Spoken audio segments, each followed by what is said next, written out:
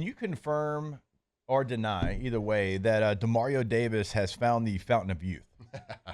Man, like the way he's playing is crazy. My The way God. Cam was playing was crazy too. And one of the things I heard from a lot of the guys on defense the last couple of years, and as things go bad, you guys know how it goes. Like people start to get frustrated with stuff, and when it's working well, like it's the smartest thing in the world. But like they were starting to get a little frustrated the last couple of years that they felt like they weren't being put in the roles where they were featuring the playmakers on defense was the phrasing that was often used. And it was just really, a tight scheme, and there wasn't a lot of freedom within it. I think there's a little bit of freedom within what they're doing. I think that they're doing a good job of trying to feature these guys. I was talking to Demario yesterday. He told me this is the most fun he's ever had playing football, and I think it kind of looks like that. I think those run plays behind those big guys in the 3-4 front when Godchild's eating up a couple blocks, and you can just go fly through a gap and make a play like. You see that showing up, and then Demario's read and react ability, I think, really shines in those situations. There was a play, though, like where he's like sitting in the middle of the field and he breaks down into the right flat and snuffs out a screen for a loss of a yard, which was absolutely an insane play to see him make. They kind of had like that middle screen to the receiver, Dortch. He saw that and lit it up. I mean, you could go through and probably make a cut up of about probably 12 to 15 plays and of him just doing things that are just, plus moments. And that's huge. I mean, at some point he's going to look like an older guy, but I think just, the ability to see and react to things and then the scheme changing just a little bit to maybe highlight that, like, shows up for him. And then for Cam, like, I think a lot last year, like you would see him, lined up over the tackle, 5 tech, 7 tech, like, they're out in that like wide 9, and the wide 9's so wide that it should probably be like a wide 11 at times. Like there were plays when you're watching the end zone view where they have the defensive line and they actually had to like zoom out to get Cam into frame. And like it's just a completely different role than we've seen over the last couple of years. And I think allowing him to get another step, get a little bit of a head of steam going, you can turn speed into power. Like that very first sack, like you saw that I think on the pass tip, same thing. Like I think just giving him a little bit more room to operate, I think allows him to make plays. And that was the biggest shock to me in the world because, like, the last couple of years, you're looking at Cam and you kind of think, something's happening. And this is just like a complete turnaround. Not, I don't expect him to get a sack and a half every single week, but I do think that maybe this scheme, like, it'll be able to operate a little bit better. It might put him in better positions to succeed.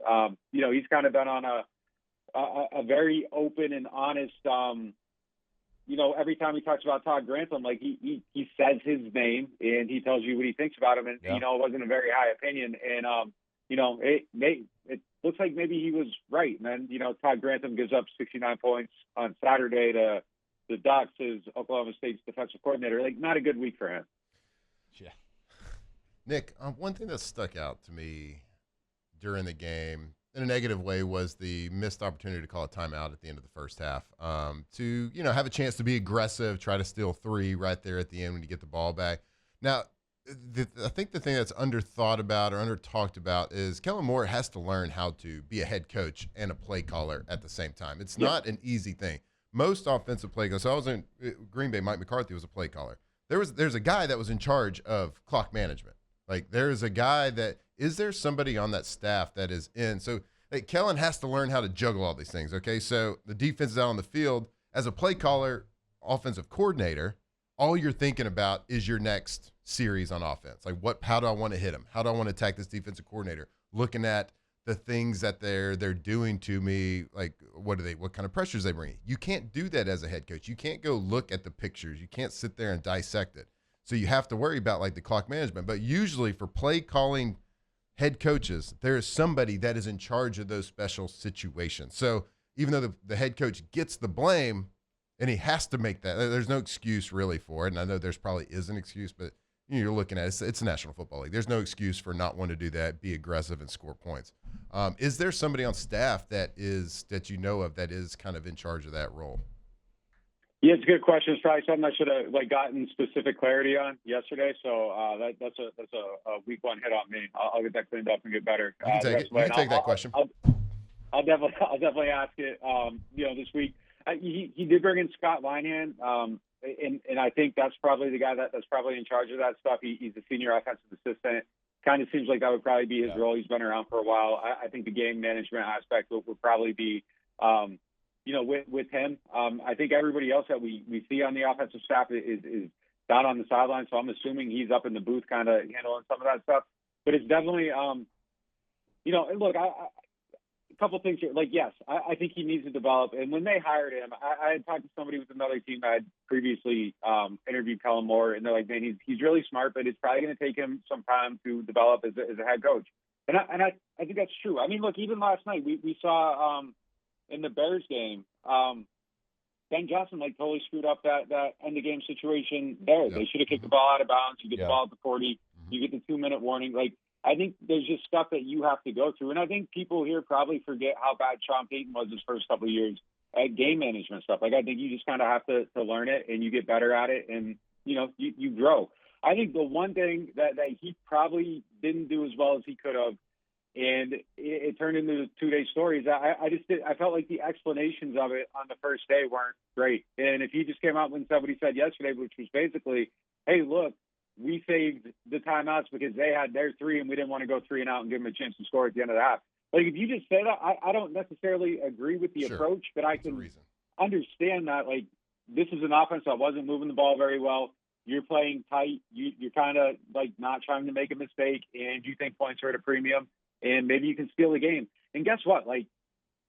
He was almost right. If Juwan catches that pass, another thing where narratives change. It's well, they played tight, you catch the pass, and you hit the 2-point conversion. We're getting into a lot of ifs here, but the whole game management theory wasn't necessarily all the way wrong, even though if I don't like playing tight there. But if you had just explained it, it wouldn't have been a 2-day story. It would have been a 1-day story. But again, I think that just goes into learning how to handle things as a head coach. That's the first time he's ever been questioned about clock management. Yeah. It's the first time he's ever been in a clock management situation. You learn, you grow, and the good thing is that this is probably a 5-win team, and those mistakes probably aren't going to cost you too many games. They aren't going to be the difference between the playoffs probably. So, I think it's okay. I think he's really smart though. You look at some of the offensive play design, some of the stuff they're doing is just, I've been watching, kind of the same offense for so long, Kubiak a little bit last year, but there's just stuff in there that's so much different. And, they didn't hit on all the plays, but you see the creativity, you see the intelligence behind everything they do. I'm okay with him needing some time to get better as long as he learns from the stuff. And again, I think he's a very self-aware individual, and I think he will clean up his own mistakes and figure out how to get better at them pretty quickly. All right, there he is, Nick Underhill, neworleans.football, joins us every single Tuesday morning at 9 a.m. Nick, we appreciate the time as always, sir. Yeah, take it easy, guys.